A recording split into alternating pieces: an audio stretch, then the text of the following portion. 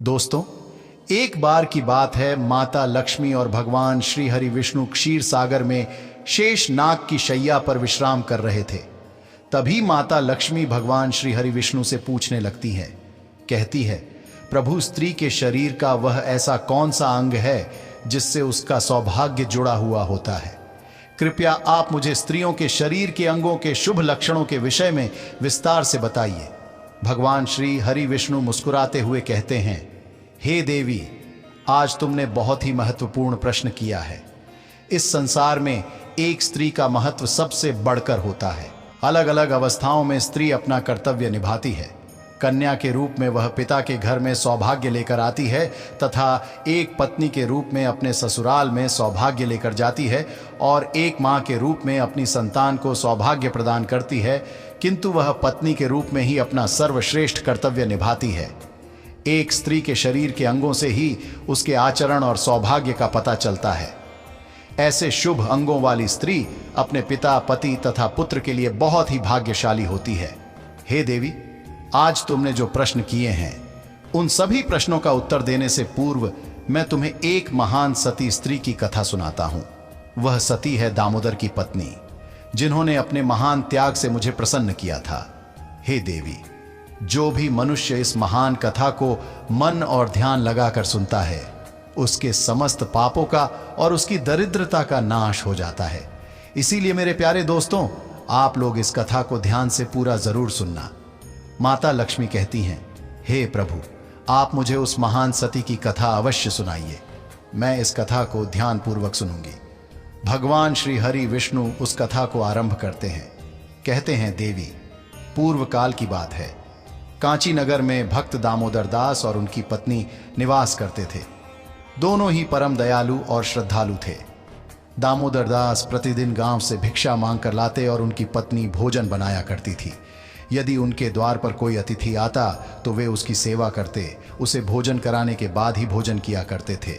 यदि कोई अतिथि नहीं आता तो वे पशु पक्षियों को उनका भाग देकर भगवान का नाम लेकर बड़े ही प्रेम से भोजन करते थे। उनके मन में किसी भी प्रकार का द्वेष और अहंकार नहीं था। उन्हें भिक्षा में जो कुछ भी मिल जाता, उसी से वे दोनों संतुष्ट रहा करते थे। अधिक की कामना भी नहीं करते थे।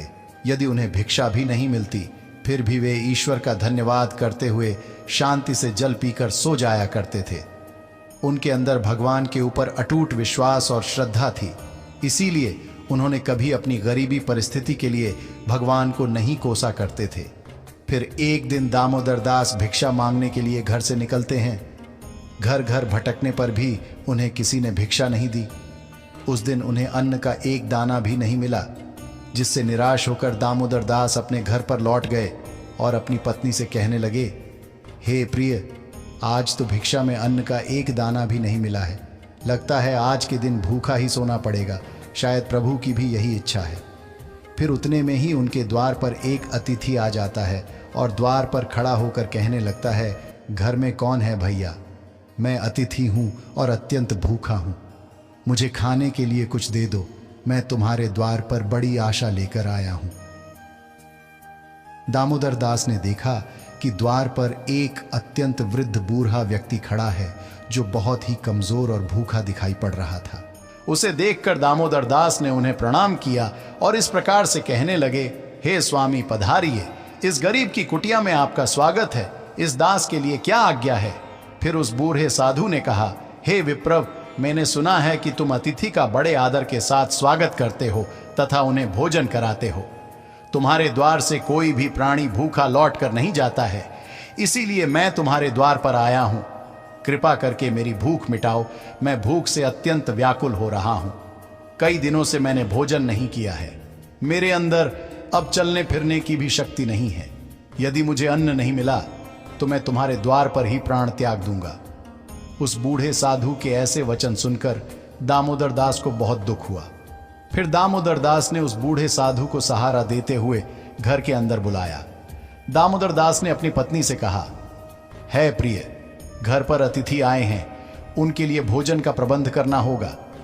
यह सुनते ही दामोदर की पत्नी बोली, हे स्वामी, हांडी के अलावा कुछ नहीं है। घर में अन्न का एक दाना भी नहीं है। हमें तो भूखा रहते हुए 2 दिन बीत गए हैं। अब इस अतिथि को हम क्या खिलाएं? आज भी आप भिक्षा में कुछ भी नहीं लाए हैं। दामोदर दास कहने लगे, हे प्रिय, यह बूढ़े साधु अत्यंत भूखे हैं, भूख के मारे चलने में असमर्थ है। यदि हम अपने घर पर आए अतिथि की सेवा नहीं करेंगे तो हमें महापाप लगेगा। अतिथि को हम घर से भूखा नहीं भेज सकते। दामोदर की पत्नी मन ही मन भगवान से प्रार्थना करते हुए कहने लगी, हे प्रभु, इतनी कठोर परीक्षा क्यों ले रहे हैं? फिर अगले ही क्षण उस सती के मन में एक योजना आई और वह बड़ी प्रसन्न हुई। उसने अपने पति से कहा, हे नाथ, आप चिंता न कीजिए, आज अतिथि की सेवा बड़े प्रेम से होगी। आप पड़ोस से कैंची लेकर आइए। ये बात सुनकर दामोदर को आश्चर्य हुआ और वे तुरंत ही दौड़ कर गए और पड़ोस से एक कैंची लेकर आ गए और कहने लगे, हे प्रिय, ये लो कैंची, अब बताओ इससे अतिथि की सेवा कैसे होगी? दामोदर की पत्नी ने कहा, हे स्वामी, आप इस कैंची से मेरे केश काट लीजिए। ये बात सुनते ही दामोदर दास चौंक गए और कहने लगे, हे देवी, स्त्री के बाल ही उसके सबसे बड़े आभूषण होते हैं। केश के बिना स्त्री का सौभाग्य और चरित्र भी नष्ट हो जाता है। स्त्री के लंबे केश ही उसकी सुंदरता के प्रतीक होते हैं। मैं यह पाप नहीं कर सकता। दामोदर दास की पत्नी ने जोर देते हुए कहा, हे स्वामी, आप चिंता न कीजिए, मेरे केश दोबारा आ जाएंगे और ये साधु मर गए तो दोबारा नहीं आएंगे। शायद यही प्रभु की इच्छा है। आप निसंकोच होकर केश काटिए। फिर दामोदर दास ने कांपते हुए हाथों से चारों ओर के केश छोड़कर बीच के सारे केश काट लिए। दामोदर की पत्नी ने उन केशों को लेकर उनसे एक डोरी बना दी और कहा, दामोदर की पत्नी ने उन केशों को लेकर उनसे एक रस्सी बना दी और कहा, हे स्वामी, आप इस रस्सी को लेकर बाजार में जाइए और इसे बेचकर भोजन की सामग्री लेकर आइए। फिर दामोदर दास उस रस्सी को लेकर बाजार गए। दोस्तों, सौभाग्य से वह रस्सी तुरंत ही बिक गई। उस प्राप्त धन से दामोदर दास ने चावल, दाल, आटा, घी, चीनी और सब्जी आदि सभी आवश्यक सामग्री खरीद ली और उसे लेकर बड़ी ही प्रसन्नता से लौटकर घर आ गए। फिर दामोदर दास की पत्नी ने बड़ी शुद्धता से रसोई में कई तरह के पकवान बनाए। उन्होंने घर आए उस बूढ़े अतिथि को आसन पर बड़े आदर और प्रेम के साथ बैठाया।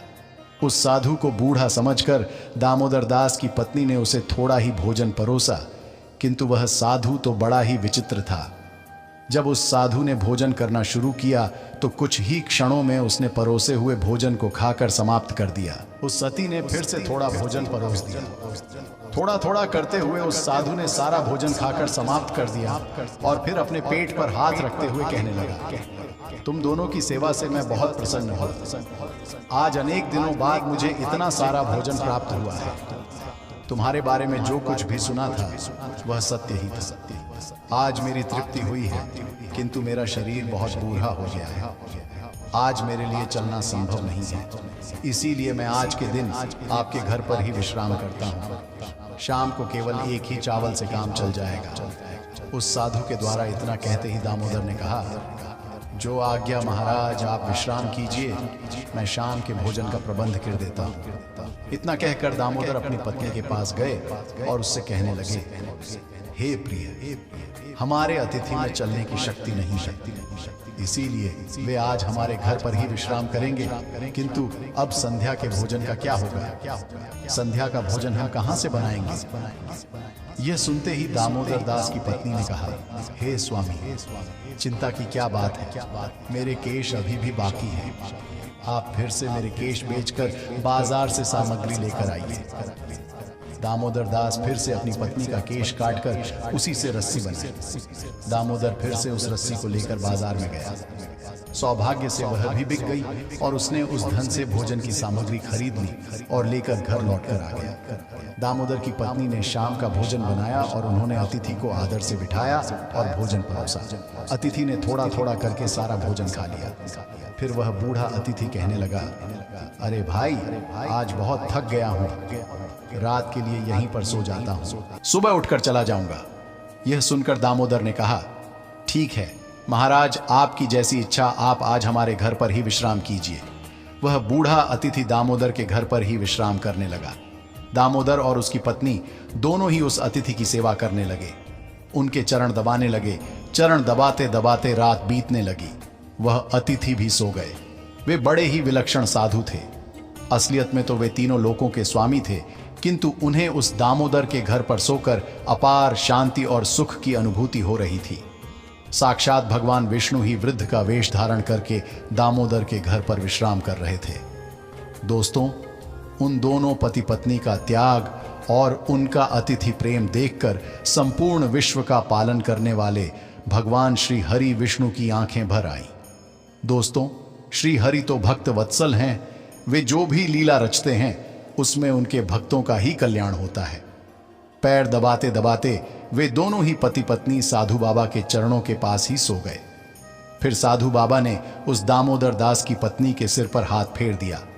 हाथ फेरते ही उस सती के सिर पर काले घने और लंबे बाल उग आए।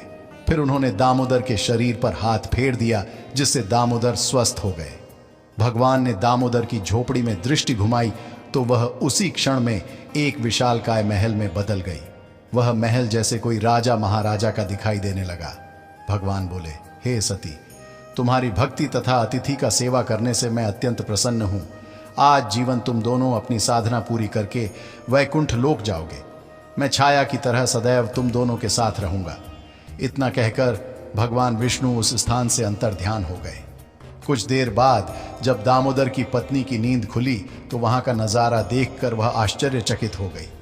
कल की सारी घटना उसको याद थी। अचानक से केस कैसे उगाए, यह दुर्लभ वस्त्र आभूषण, अनमोल रत्न, यह महल अचानक कहां से आ गया। उसने तुरंत ही अपने पति को जगाया। जब दामोदर ने यह सब चमत्कार देखा तो उसे भी अपनी आंखों पर विश्वास नहीं हुआ। वे दोनों ही एक दूसरे की ओर देखकर सोच में पड़ गए। फिर दामोदर ने अपनी पत्नी से कहा, हे प्रिय, कल हमारे घर पर आए हुए वह बूढ़े साधु कहां पर गए? फिर दामोदर दास बोला, हे प्रिय, वे कोई सामान्य अतिथि नहीं थे। वे भगवान श्री हरि विष्णु ही थे और हम दोनों ही उन्हें समझ नहीं पाए। दोस्तों, फिर भगवान श्री हरि विष्णु माता लक्ष्मी से कहने लगे, हे देवी। इस प्रकार से दामोदर दास की पत्नी ने एक स्त्री के सबसे महत्वपूर्ण आभूषण का त्याग करके अपनी भक्ति की परीक्षा दी। एक स्त्री के लिए उसके केश सबसे महत्वपूर्ण आभूषण होते हैं। केश गंगा के समान पवित्र है। स्त्री के बाल लंबे होने से उसे सौभाग्य की प्राप्ति होती है। श्री हरि विष्णु के अनुसार यदि किसी महिला का चेहरा गोल होता है और उसकी नाभि दाईं ओर झुकी हुई है, वह आगे जाकर भाग्यशाली होती है और प्रसिद्धि प्राप्त करती है। तो दोस्तों, इस प्रकार से भगवान विष्णु ने माता लक्ष्मी को स्त्री के लंबे बालों का महत्व बताया है। दोस्तों, अगर ये कथा आप लोगों को पसंद आई हो तो कमेंट बॉक्स में जय श्री हरि विष्णु तथा माता लक्ष्मी की जय हो लिखकर लाइक करके चैनल को सब्सक्राइब करके बेल आइकन ऑल पर प्रेस कर लीजिए, जिससे आप लोगों को आध्यात्मिक जानकारी सबसे पहले प्राप्त हो सके। दोस्तों, वीडियो को पूरा देखने के लिए आप सभी लोगों का धन्यवाद।